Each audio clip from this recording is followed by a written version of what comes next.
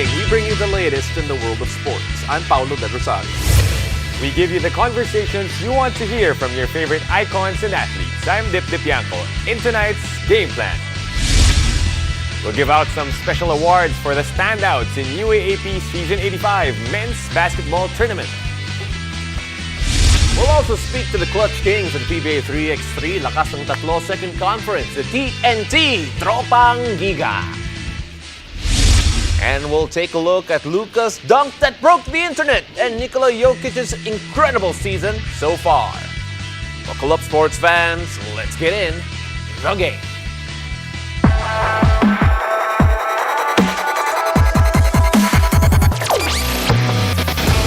Hello, you're watching the game. A couple of new names made headlines in this wild ride we call the UAAP Season 85. Now, joining us to give recognition to those names that made the headlines and those that stepped up this season is basketball analyst Jello Vito.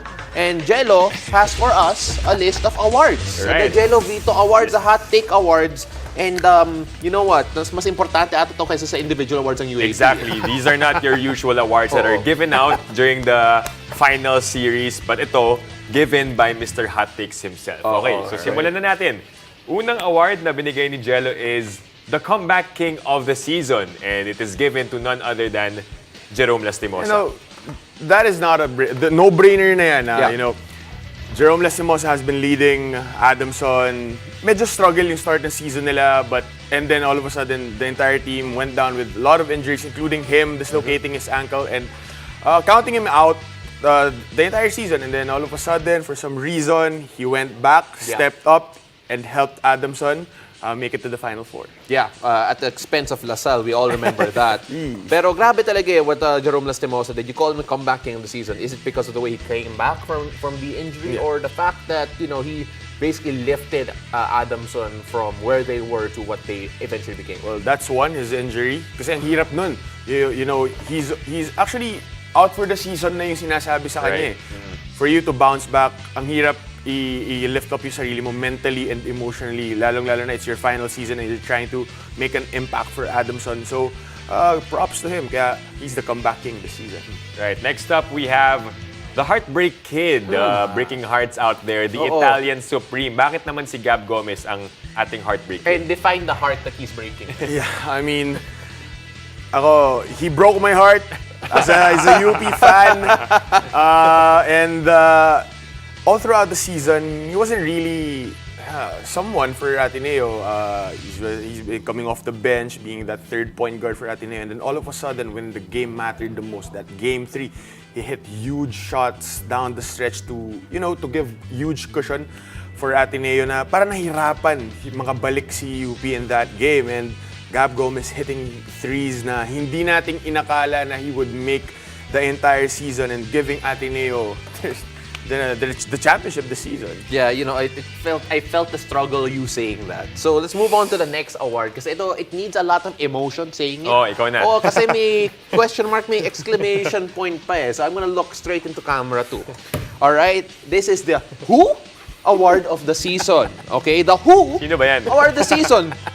Who is this? Ray Morgan. Bakit? Pa-define naman. Yung who is someone na parang sino ka ba? Bakit bigla ka na lang lumabas at nag-perform ng napagaling? Hindi ka namin kilala the entire season. Then all of a sudden, you would play tremendous. You would score buckets during games where it mattered the most. And syempre, in the expense of LaSalle, he played his biggest game of the season to force that playoff against LaSalle and scored 22 points. And prior to that, he was just only averaging 1 to 2 points per game and 7 minutes per game. And laki ng trust sa kanya ni Coach Jackson Tago to hit those shots, to create for UE. And now, magkakaroon na siya ng mas malaking role next season dahil mawawala na nga si Nico Paranal. Alam mo, mali nga yung spelling ng pangalan niya dito. Remo Goat dapat Remo yun. Goat. Remo Goat. But seriously, yung tanong nga is, sino ka ba? But also, UE was probably asking, bakit ngayon lang? Yun Diba? na Kasi nga medyo late na eh. Yeah. But how do you see his role moving forward siguro for the Red Warriors? In terms of scoring, dahil nga mawawala na si the Juan Paranada and CJ Payawal and Luis Villegas. Siyempre, yung scoring will be a big factor coming into next season from him. And also, the way he facilitates. Kailangan Yeah. ng secondary point guard na kasama ni Cal Paranada. Alam mo, yung susunod dito na award is very fitting considering that magpi-PBA finals na. But let's cross that over. May NSD moment of the season po tayo. Yes. And the never say die moment of the season, according to Jello Vito, is The Harold Alarcon corner three-pointer. Again, a recap lang kung ano yung nangyari nun. He was awarded 3 free throws in that game.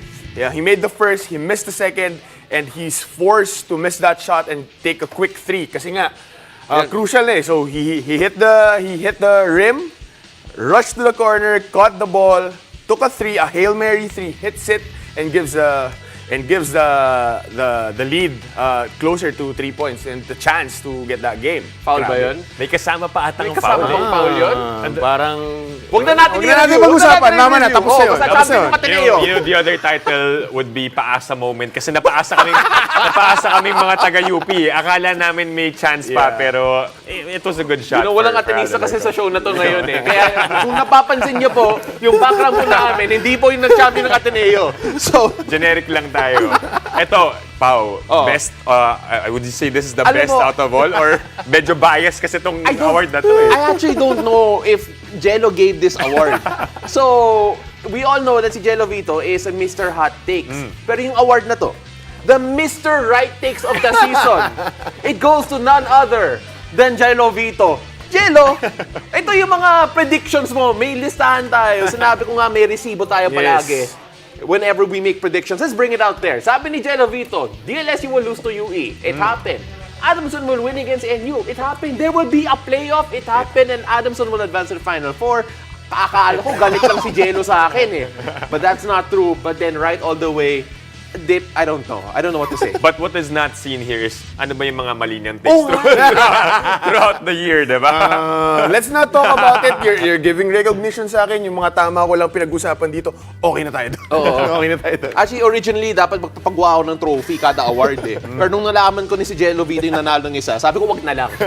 Oo, but Jello, okay, first of all, congratulations on your takes. But you look at all of the moments here, you look at all of the awards. Siyempre, it's been a weird year. Kasi siyempre, crazy. dalawang season in a single calendar year. And all of a sudden, we have a long break. Now, looking forward lang, what can we expect next season knowing that for the first time in 2 seasons, magkaka-off season na ang mga players. This is the perfect opportunity to, one, get new recruits kasi mas longer nga yung off-season natin. A lot of opportunities for coaches and to management to look around, see pieces na pwede nilang maging fit perfectly for teams. Another is to develop players. Maraming players na you'd see glimpses of what they can do throughout the season, and hopefully they would improve dahil nga, again, longer off-season. And eventually, sana magkaroon ng bagong UAAP champion next season. Abangan natin yan. Sino kaya? Pero ito, for confirmation lang bago tayo umalis na, Jello, tatanungin ko lang, ikaw na ba talaga si Mr. Right? Ikaw na ba yun? Sana ako na. Mr. Right Takes, Mr. Right Takes. joining us on the show tonight. Mag-commercial na nga tayo, Dip. Thank you for joining us, Jello. We look forward to the next time that you give more hot takes. And sana tama na yung percent. Next time, ipapakita natin kung ano ba yung mga mali. Oo, yung mga mali. Para naman Oo. fair game tayo dito, di ba? Okay, absolutely. So after the break, And we'll catch up with the recent champs of the PBA 3x3, the TNT Tropang Giga. Stay tuned. You're watching The Game.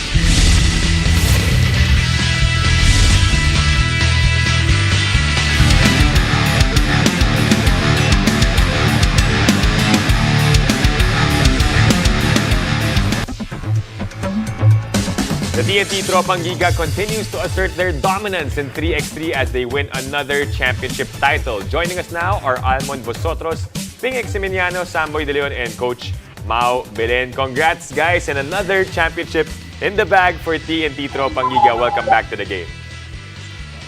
Thanks for having us. Thank you. Thank you. Alright, Coach Thank Mau. you. Coach Mau, I'll start with you kasi grabe yung season na to, grabe yung conference na to. There have been ups and downs for this team. Natalo kayo sa mga finals. There's a point na natalo kayo even before the final. Could you tell us a bit about yung competition this year leading into the grand finals muna? Kasi grabe, parang lumakas lahat ng mga team dito sa PBA 3x3. Yeah, looks like very impossible for us to win the end game, or I mean the championship at the end because of the struggle that we faced all throughout the conference. But then again, we stuck together. We make sure that we know our goal going to the grand finals. And blessed lang kami ni Lord kasi parang talo na kami sa game na yun pero nakabangon pa. Right. Almond, the last time we spoke to you here in the game, we talked about your scoring title. Ikaw yung leading scorer ngayon sa 3x3. And then, nung game na yun, you struggled in your shooting 1 out of 10. Did that matter to you at all in hitting the final shot? Para sa'yo, parang, okay, shooters will shoot. That's your mindset dahil wala akong pakialam kahit nag-struggle ako. Importante makuha ko yung shot na to. For me, honestly, talagang hindi ko alam na hindi ako nakaka-shoot ng game na yun. Hindi ko pinapansin. Napansin ko lang siya nung nag-miss ako ng free throw. Yun lang. Pero the whole game, yung mga shots ko na layup and 3 points, hindi ko siya naalala. Talaga. Sa Ping, napansin mo ba na nagmimintis si Almond? Kasi 1 of 10 siya from beyond the arc at one point. Talk about the trust on Almond, making sure that he still gets yung mga shots niya kahit it seems like a bad shooting night for him, Ping. Hindi ko rin napapansin na hindi siya umi-score eh. Kasi nakapokus kami sa game na kasi dikit siya eh. So parang kailangan nakapokus lang kami doon. And then ayun, nung tumitira siya ng free throw, sabi ko, Mon, wag kang mawalan ng pag-asa, papasok yan, sabi ko gano'n. Pinapagalitan ko siya nung nag-timeout kami. Sabi ko, Mon, tumira ka pa ulit, tumira ka pa. Huwag ka tumigil, tumira ka lang, sabi sa kanya. And then, ayun, pumasok yung tira niya nung lahat. Tuwan-tuwa kami lahat. Kailangan pa lang sabihin si Almond na tumira. Hindi ko yan alam, Samboy, can you talk a bit about yung overtime experience yan? Kasi grabe, Cavitex has obviously become a better team. Grabe yung competition ngayon sa PBA 3x3. Ano yung feeling ng final na yun in particular, knowing that grind it out yung laban na yun? Feeling during the game, parang sobrang hirap. Yun nga, nag-trust pa. So, medyo mahirap talaga yung experience namin sa pagkakarang. Sorry, Samboy, we're gonna try and fix your audio just a bit kasi medyo basag yung audio mo ngayon. Right, I have a question lang for Almond. Almond, you've been playing for 3x3 for quite a while now. What is it with this type of game na talagang nakaka-excite and kaibahan niya sa 5-on-5? And tatanong ko lang, di niyo pa ba nami-miss din yung 5-on-5 na basketball? For me kasi mas more exciting yung 3x3 kasi mabilis yung game, tas yung pass ng game niya as in, hindi mo alam kung sino man nanalo talaga. Tas halos lahat ng game surprise.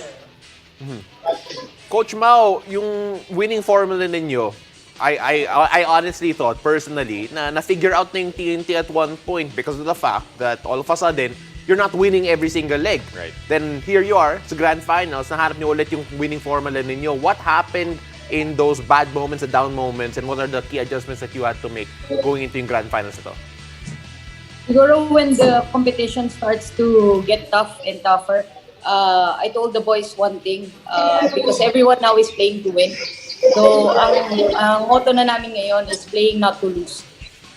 So, binago lang namin yung pinalitan namin. It's not just winning anymore, but we are always playing not to lose anymore. Right. Ping, we are nearing the holidays. Any plans on how to stay in shape? O, bago tayo mag-confirm kay Coach Mau, baka may nakaplano siya for you guys. Pero ikaw personally, ano yung gagawin mo? I guess this break para at least makapahinga and then eventually get back on the court. Actually, may daily routine naman ako dito sa bahay.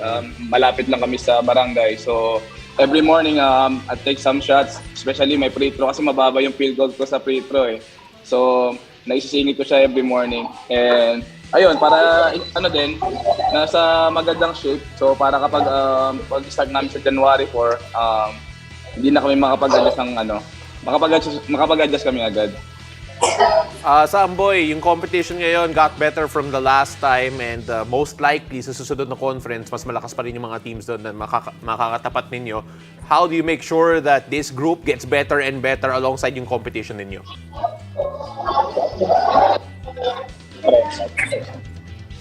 Samboy, sorry yung audio mo nawala ulit. We're gonna turn that question out to Almon.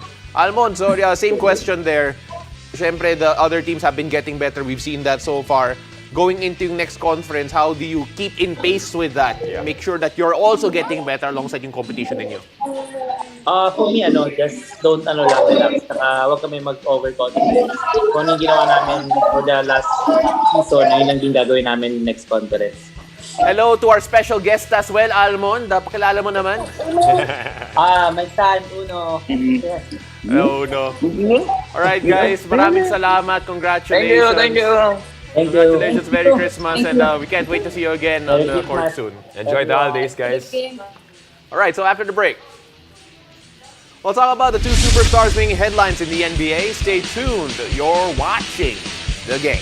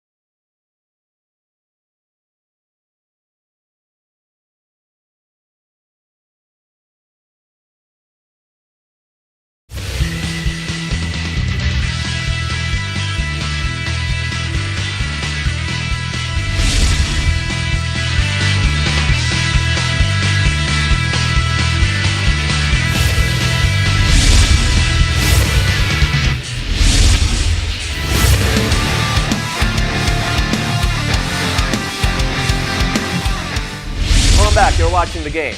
The Denver Nuggets are on top of the Western Conference rankings primarily because they have this horse-loving giant called Nikola Jokic.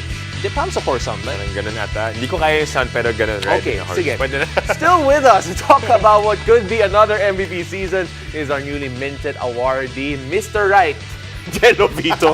Jello, of course, we have to talk about Nikola Jokic kasi grabe talaga yung pinapakita niya ngayon.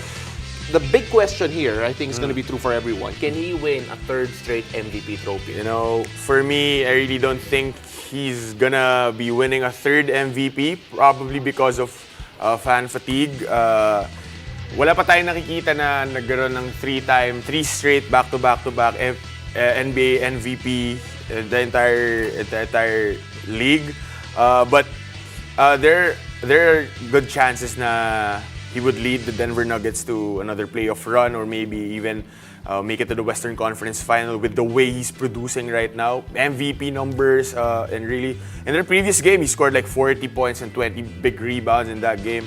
And he's been doing well for Denver. Grabe, maybe a Western Conference Final, so it will be Nuggets Jazz. Anyway, wow. Sorry. Wow, meron pa tayong next part mamaya. Mr. Wrong Ticks to. But in the past 3 seasons, ito yung lowest scoring output niya. Yeah. But in terms of assists, he gets his teammates more involved. So how do you see his role? And to put it into context, Denver right now is the #1 team in the Northwest Division, #4 in the league. Can they make it all the way this time around? Well, with in terms of Jokic really facilitating, trying to involve everyone, malaking chance na they would really make it to the top.